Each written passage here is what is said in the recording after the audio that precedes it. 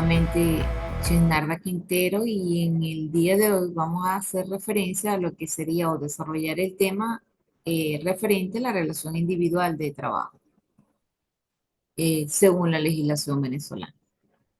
Ahora bien, eh, básicamente pudiéramos conceptualizarlo como quien presta un servicio personal y quien lo recibe. Esto está estipulado en el artículo 53 de la Ley Orgánica de Trabajadores y Trabajadoras, en concordancia con los artículos 35, 45 y 50 de esta referida ley. La relación o la Organización Internacional de Trabajadores conceptualiza también la relación de trabajo como el nexo jurídico entre empleadores y trabajadores, que existe cuando una persona proporciona su trabajo o presta su servicio bajo ciertas condiciones o a cambio de una remuneración. Eh, donde se presentan estas características, se presta el servicio, la remuneración por la prestación de servicio y sobre todo que se establece una subordinación. Si nosotros pasamos a identificar esto, esta relación de trabajo se va a establecer mediante un contrato o cómo se establece. ¿Sí? Y esto está estipulado en el 55 de la Ley Orgánica de Trabajadores y Trabajadoras. Eh, Básicamente subraya como las condiciones que se establecen entre la persona quien presta el servicio en el proceso social del trabajo, como habíamos referido con anterioridad, bajo una relación de dependencia a cambio de un salario justo, equitativo y conforme a las disposiciones de la Constitución. Yendo un poco más allá, ¿cuáles son los elementos importantes o más resaltantes que deben aparecer en todo contrato de trabajo? Debemos expresar la identificación de las partes, la nacionalidad, su domicilio, el tipo de servicio y el lugar donde se va a prestar el mismo, además de el salario, cuáles son los deberes y los derechos del trabajador. Igualmente, también tenemos que, se debe especificar el tipo de contrato y la jornada de trabajo. Estos son los elementos que no deben faltar en todo contrato de trabajo. Otro aspecto a considerar es el elemento de la prueba y la forma y la prueba del contrato de trabajo. Cuando se hace referencia a la forma, es importante resaltar que las partes estipulan cuál es la forma o acuerdan cuál es la forma que se va a manejar en dicho contrato. Y cuando hacemos referencia a la prueba, el artículo 58 de la Ley Orgánica del Trabajo, de Trabajo de Trabajadores y Trabajadoras, expresa que la misma eh, cómo debe ser probada la relación laboral, donde se presume dos modalidades básicamente, o un acuerdo oral o verbal o una modalidad escrita, que es cuando se presume la existencia o la elaboración de un contrato de trabajo. Ahora bien, ¿cuáles serían los caracteres de todo contrato de trabajo? Básicamente son consensuales, de carácter oneroso, tractos sucesivos, a intuito personal y obviamente de carácter lícito. Vamos a hacer referencia a las relaciones de trabajo en cuanto a los tipos de contrato. La ley estipula en dos artículos tres modalidades. En el artículo 60 de la Ley Orgánica del Trabajo estipula que pueden ser contratos celebrarse a tiempo indeterminado, a tiempo determinado o específicamente para una hora determinada. Y en el artículo 65 cuando se habla de contratos de trabajo para prestación de servicios en el exterior. Ahora bien, si nosotros estamos haciendo referencia a contratos por tiempo, a la celebración de aquellos contratos por tiempo indeterminado, aquí es donde vamos a hacer un breve paréntesis, porque la ley en su artículo 61 de la Ley Orgánica de Trabajadores y Trabajadores estipula que tiene una fecha de inicio, pero no tiene una fecha de culminación. Y sucede lo contrario con el caso de los contratos a tiempo determinado, que tienen las siguientes características. Y es aquí cuando debemos ser muy cuidadosos, porque el artículo 62 y 64 de la ley estipula, primero, que no debe ser superior a un lapso de un año. Segundo, que presente una fecha de inicio y una fecha de culminación. Y otro aspecto a considerar es que se puede presentar una prórroga del mismo, pero tiene que ser debidamente justificado. Porque hay que ser cuidadoso en este tipo de contratos, porque si no se respetan estos parámetros o estas condiciones, pudiera pasar de lo que era un contrato a tiempo fácilmente catalogarse, en pasar de un contrato a tiempo determinado a un contrato a tiempo indeterminado. Es por ello que la necesidad de ser cuidadoso en este aspecto. En el caso de una obra por contrato por obra o por servicio o por actividad, lo especifica el artículo 63 de la ley.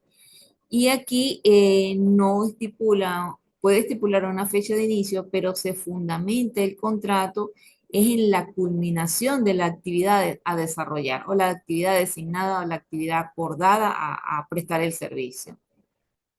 Y el artículo 65 regula todo lo que es referido a la prestación de servicios o por contratos en el exterior. Pasamos al siguiente punto.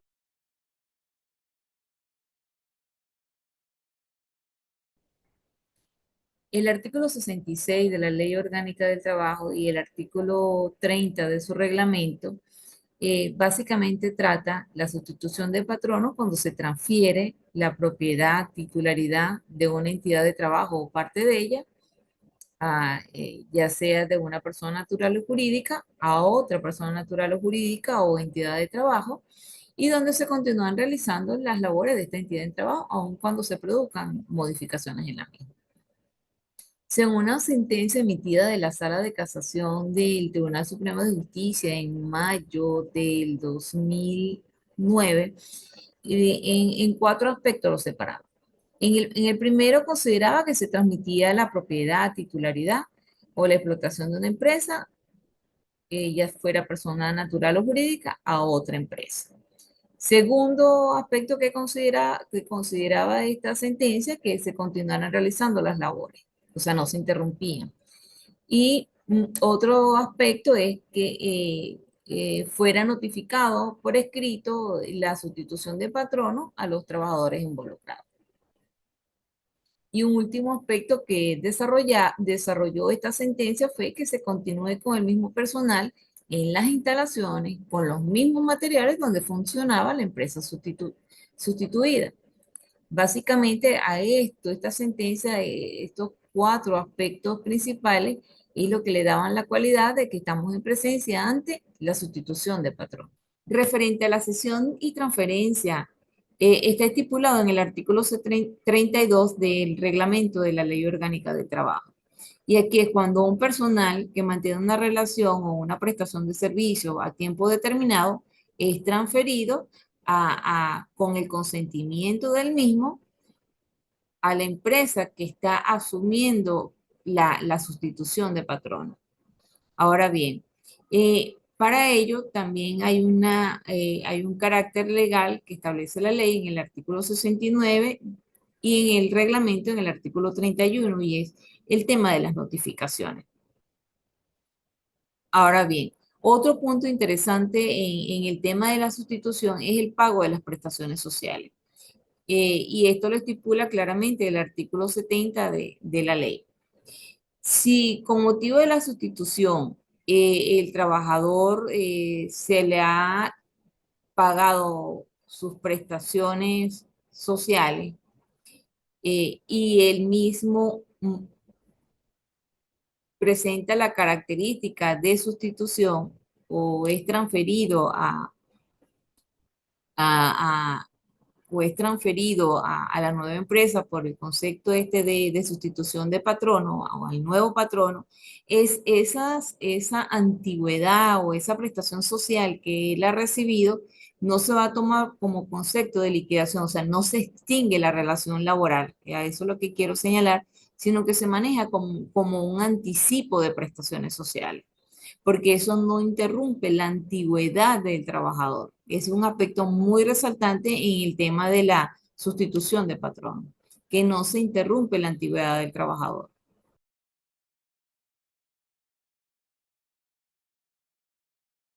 El siguiente punto a desarrollar es la suspensión de la relación de trabajo, que está estipulada en el 71 de la Ley Orgánica de Trabajadoras y Trabajadores.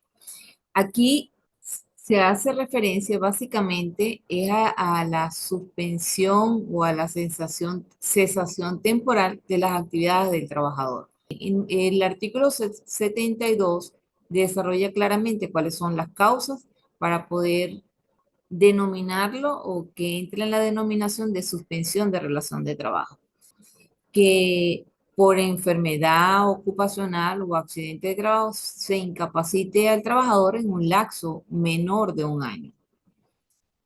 Otro aspecto es que por enfermedad o accidente, nuevamente, pero que no tenga o no esté revestido del carácter ocupacional, incapacite al trabajador en un lapso menor de un año por los permisos conocidos por todos de maternidad y paternidad y por el cumplimiento constitucional de lo que es el tema del servicio militar obligatorio. Otro aspecto a considerar sería la privación de libertad cuando se hace referencia a un proceso penal, siempre y cuando o condicionado la suspensión, o sea, condicionado bajo la figura de suspensión, que no se haya emitido una sentencia. Y por último, pues pudiéramos señalar que aquellos casos fortuitos o de causa mayor que tengan como consecuencia la cesantía de manera inmediata y directa, la suspensión temporal de esas labores. Si nosotros conocemos cuáles son los efectos de la suspensión del trabajo, lo mismo están, básicamente los desarrolla el artículo 73 de la Ley Orgánica del Trabajo y el 34 del reglamento de la ley. Uno es donde el trabajador no está obligado a prestar el servicio. Con la patrona es muy importante tener claro que la patrona tampoco está, o el patrono o patrona tampoco está obligado a pagar el salario. Otro efecto de la suspensión es que no se interrumpe el cómputo de la antigüedad, se sigue manteniendo a pesar de la suspensión que realice el trabajador. Y otro aspecto, consecuencia o efecto de esta suspensión es que el patrono debe continuar cumpliendo con las obligaciones relativas a lo que es la dotación de vivienda y alimentación, o sea, referido al tema de los bonos, a las obligaciones estipuladas en las diferentes convenciones colectivas, se las llegarán a tener. Otro efecto de la suspensión es que el patrono tiene prohibición de despido, traslado o desmejora del trabajador. Lo tiene totalmente prohibido durante el tiempo que dure la suspensión de la relación de trabajo. Ahora bien, si nosotros tenemos claro que cuando se habla de una suspensión es una paralización de las actividades del trabajador, pero el mismo sigue una vez culminado el lapso de esa suspensión, el mismo sigue ejerciendo sus actividades dentro de la empresa. También tenemos otra, a continuación tendríamos otra figura que es lo que es el tema de la terminación de la relación de trabajo. Cuando se hace referencia a la terminación de la relación de trabajo, nuestra legislación en el artículo 76 de la ley y en el 35 del reglamento es bajo la siguiente característica, que ya sea por despido, por retiro o renuncia, por la voluntad o acuerdo de ambas partes, cuando hacemos referencia al patrono y al trabajador, o por causa ajena de cualquiera de los dos. Cuando estamos haciendo o haciendo referencia a una terminación por voluntad unilateral de alguna de las partes, aquí vamos a desarrollar dos perspectivas o dos criterios. Uno es el despido y el otro es el retiro. Cuando hacemos referencia al despido, el artículo 77 de la ley nos señala claramente que es la manifestación de voluntad unilateral del patrono de poner fin a la relación de trabajo que vincula cuando a uno o más trabajadores, y el mismo puede ser bajo dos parámetros. Puede ser justificado, o sea, que el patrono tiene las razones de hecho y derecho suficientes para que entre en este renglón, o puede ser no justificado, que el patrono no tiene las razones de hecho o de derecho para salir de ese trabajador, mas sin embargo desea realizar.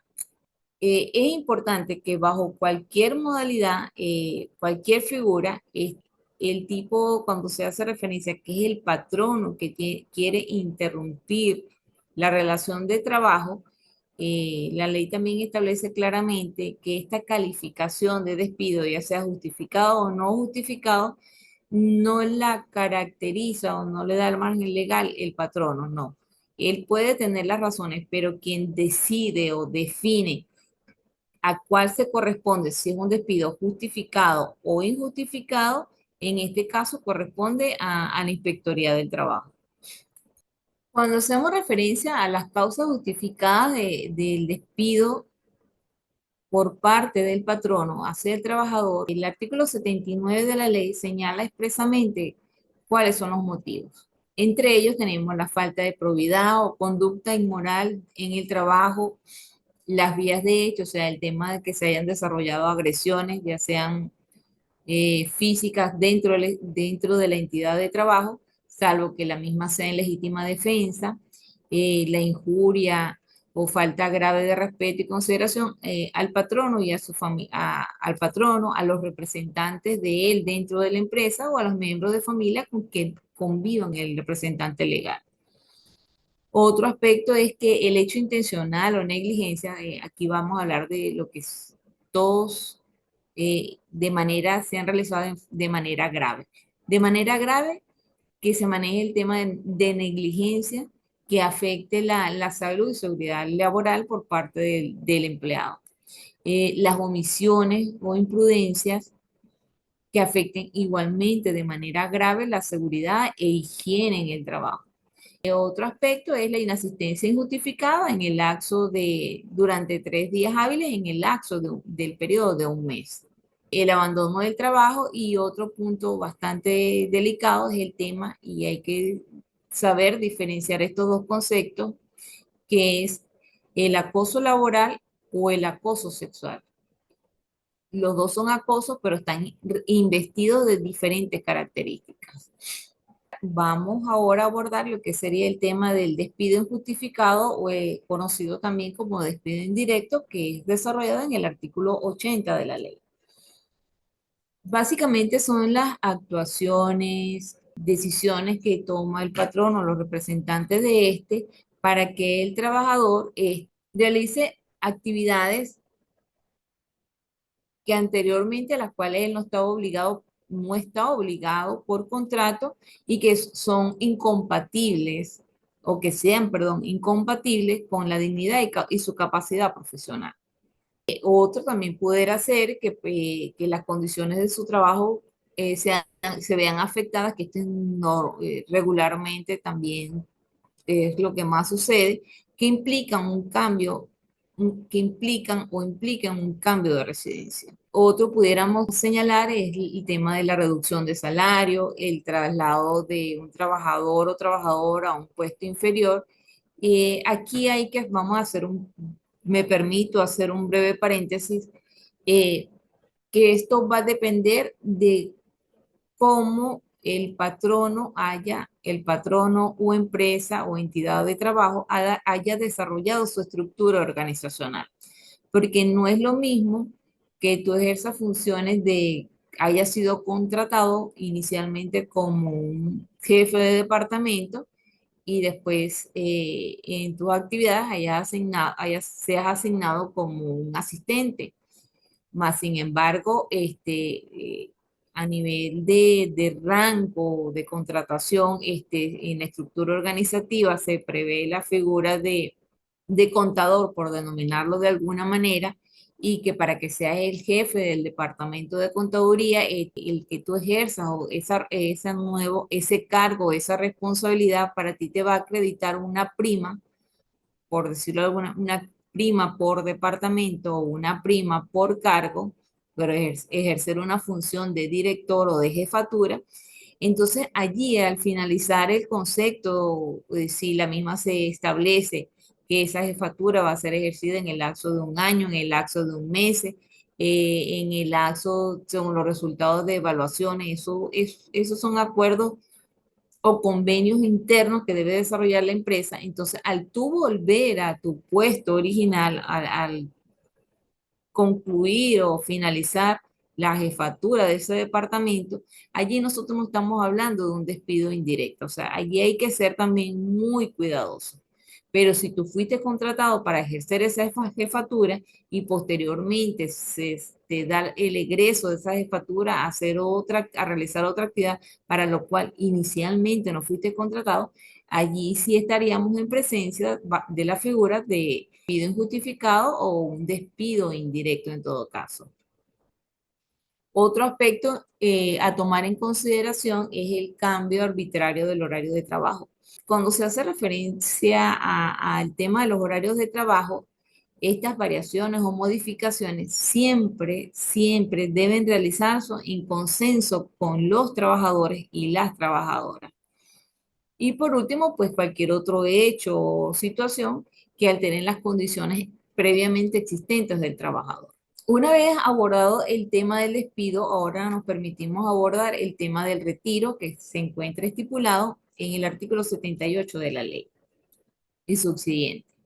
Ahora bien, en el caso del retiro debe entenderse como la manifestación de voluntad del trabajador o trabajadora de ponerle fin, concluir, extinguir la relación de trabajo condicionada a que se realice de manera espontánea y sin que no haya sido coaccionado para ello. ¿Qué se quiere señalar? En algunas empresas, cuáles son las causas justificadas de retiro para un trabajador? Estas las desarrolla el artículo 80 de la ley. Una es la falta de probidad, otra es los actos inmorales en ofensa al trabajador, los actos inmorales que cometa el patrono o su representante en ofensa al trabajador o a los miembros de la familia que vivan con él o hagan vida con él. Las vías de hecho, volvemos que ya pasamos al tema de las agresiones físicas, las injurias o faltas graves al respeto y a la consideración. Y un aspecto bien resaltante es donde la sustitución del patrona o patrono o patrona cuando el trabajador o trabajadora lo considere inconveniente a sus intereses, esta sustitución. Las omisiones o imprudencias que afecten por parte del patrono o sus representantes que afecten gravemente la salud y seguridad del trabajo. Y cualquier otro acto que constituya una falta grave de las obligaciones que impone la relación de trabajo. Como señalamos con anterioridad, también del lado contrario está previsto el tema del acoso laboral o el acoso sexual. Y por último, en los casos que el trabajador haya sido despedido sin causa justa y que luego la inspectoría o el tribunal correspondiente haya solicitado o ordenado su reenganche y el trabajador manifieste que da concluido su relación de trabajo. Es decir, él no desea incorporarse nuevamente a esta empresa o entidad de trabajo.